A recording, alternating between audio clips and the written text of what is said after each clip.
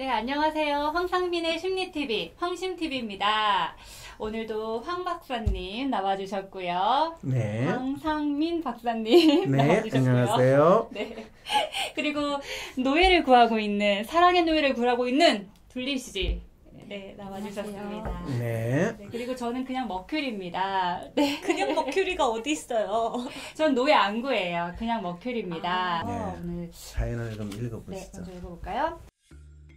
안녕하세요, 황 박사님. 저에게 황 박사님과 우리 대통령 문재인, 아니, 인이는 저의 아이돌 스타입니다. 얼마 전 평소와 다를 바 없이 친구들을 만나 썰을 신나게 풀 때였습니다. 이야기는 자연스럽게 이니 타임이 되었어요. 저는 우리 이니와 이니 정신에 대해 이야기를 했죠. 이니의 취임사인 기회는 평등하고 과정은 공정하며 결과는 정의로운 나라라는 표현을 인용하기도 했고요. 이 나라 대한민국의 미래를 친구들과 진지하게 고민하고 싶었어요. 그런데 한 친구가 저의 앞길을 막았습니다.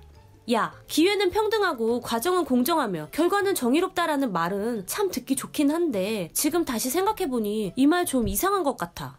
응? 무슨 말도 안 되는 소리? 기회가 평등하려면 그 과정은 공정할 수 없는 게 아닐까? 왜냐하면 인간의 다양성을 고려한다면 기회가 평등할 수가 없기 때문이지. 그 자체로 불평등한 것이 기회인데 어떻게 그것을 평등해야 한다고 주장할 수가 있을까? 그리고 정말 기회가 평등하다면 그것을 이루는 과정은 로또와 같이 임의로 이루어질 수밖에 없다는 뜻인데 정말 그것을 공정이라고 할 수 있을까? 이 말은 단지 현재 우리가 평등을 제대로 경험하지 못하고 또 공정한 과정을 거치지 못한다는 현실 진단이라면 인정할 수 있어. 하지만 마치 기회를 평등해야 하고 과정을 공정해야 한다면 그것은 정말 선언적이고 당위적인 수사에 불과하지 않아. 그분은 이 말이 현실 속에서 실현되는 것을 생각해보았을까 하는 의문이 드네.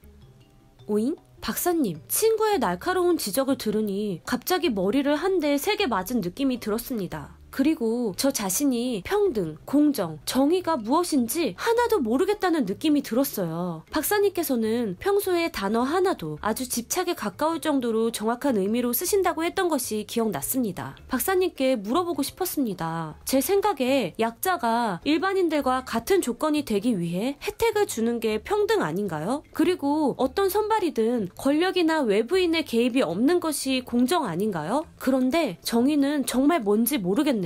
그런데 우리 이니가 말하는 정의로운 사회는 적폐청산을 하면 이루어지는 것 아닌가요? 그런데 이것이 어렴풋하지만 전두환 시절의 정의사회 구현이라는 구호와 어떻게 다른가요? 공정하게 경쟁하되 경쟁할 수 없는 사람은 서로 도와줄 수 있는 나라. 반칙이 통하지 않고 노력과 능력의 차이에 따라 발생하는 결과는 수긍할 수 있는 나라. 개인의 자유가 창의가 최대한 존중되지만 과도한 빈부격차는 줄여가는 나라. 누구나 노력하면 잘 살 수 있다는 희망이 있는 나라. 우리가 지향하는 좋은 나라의 모습이자 이니가 이야기한 나라입니다. 이런 우리 이니 정신을 더 잘 이해할 수 있도록 박사님 제발 설명해 주세요. 이런 나라를 바라는 국민들의 심리가 무엇인지, 그리고 이렇게 이야기하는 우리 인이는 정말 국민들이 열망하는 정치를 하고 또 국민들이 바라는 나라를 만들어가는 것 맞죠? 북한의 김정은 잘 되게 하려고 도와주려고 평화를 내세우는 것 분명 아니죠?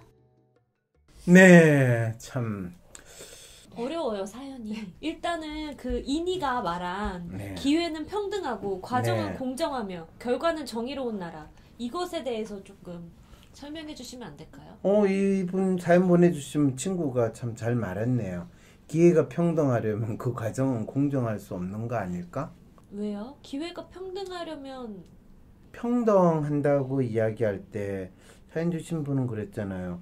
약자가 일반인들과 같은 조건에 의해서 혜택을 주는 게 평등 아닌가요? 라고 표현했잖아요. 네. 이럴 때 약자라는 거는 약자가 있으면 강자가 있다라는 소위 말해서 이분법적인 사고를 적용하겠다는 거죠. 네.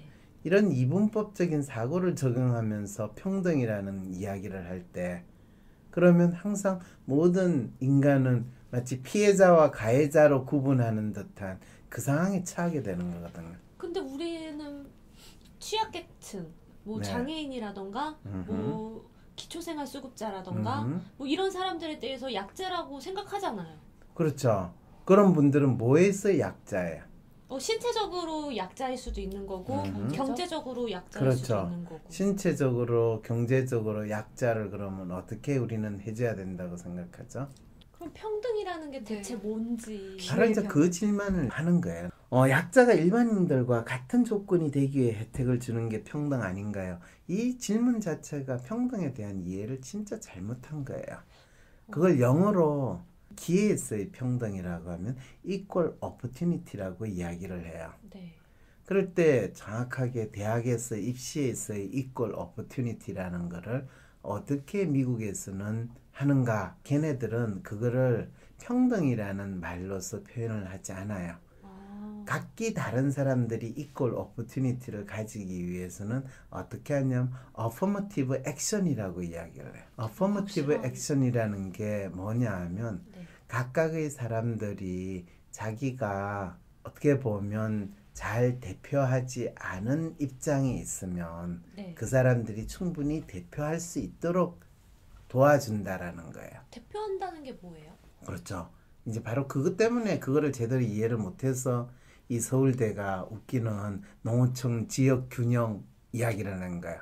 지금 우리 대학에서 공부를 하는 학생들이 다 도시 지역에서 성장하고 갔기 때문에 우리 교육은 도시를 대표하고 농어촌 지역에서 성장한 아이들을 충분히 잘 뽑아가지고 교육을 시키지 못하니까 그래서 농어촌 지역은 결핍된 지역이라고 가정을 하고 그래서 그 지역을 대표할 수 있는 학생을 10% 정도 선발을 해주겠다라고 하는 것이 마치 국회의원이 지역을 대표하듯이 그 사고를 적용을 한 거예요. 그럼 미국은 어떻게 할까요? 미국은 거기서 이제 실제로 하버드 같은 경우 포머티브 액션으로 들어왔으면 대개는 이제 유색인종이고 특히는 흑인들이죠.